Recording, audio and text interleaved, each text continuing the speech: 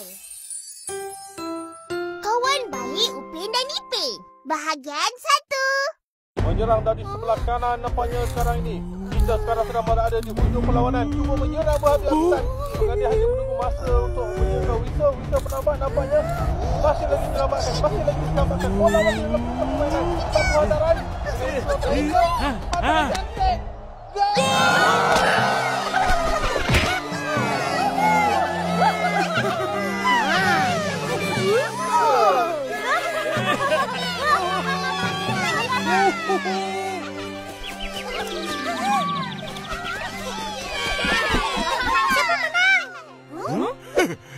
Dua tiga burung terbang, kita menang! Tak sabarnya nak tengok perlawanan akhir. Iya nih, kayaknya seru. Malaysia lawan Indonesia. Yalah. Oi, kalau dapat tengok kat stadium, mesti seronok. Betul. Mimpilah. Nak dapat tiket pun susah. Mesti ramai orang. Nanti Daddy bawa aku tengok. Bawa lah kita orang sekali. Kita orang kan kawan baik kau. Takkan nak tinggal kot. Yalah. Son, kita kan kawan? Betul. Please, Son. Yelah, nanti aku belikan.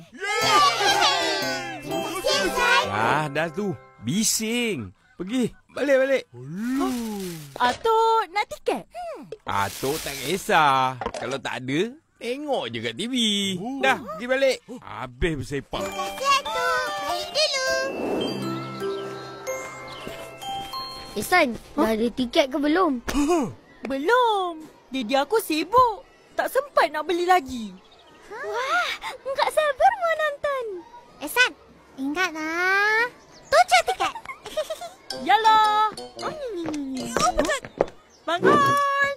Selamat pagi, cikgu. Selamat pagi, cikgu. Kat sini kot. Ya. Tak ada.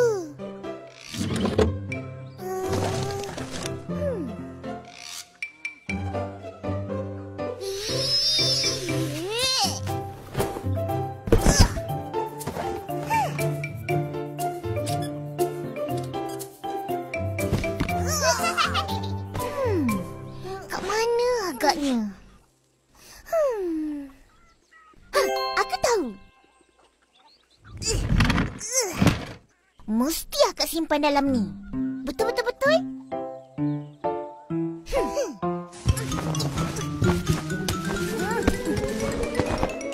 ada juga.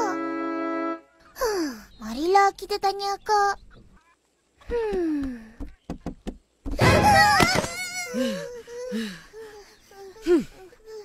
Akak ni buat terkejut je.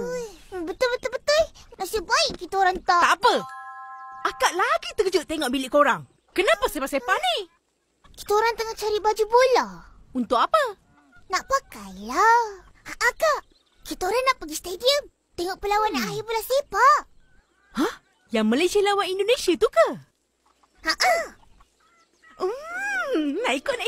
Dah ada tiket ke? Belum lagi. Tapi Ihsan belikan nanti. Dia belanja semua kawan baik dia. Hah? Ya ke?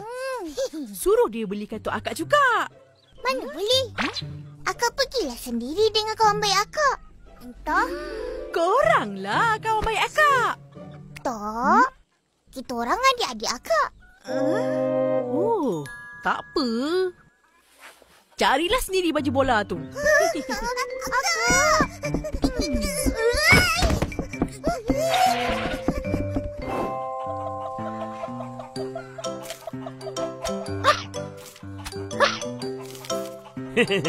Yeah.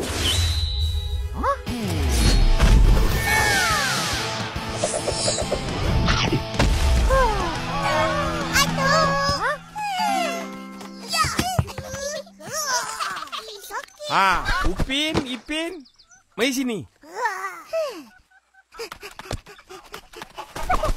Ada apa tu?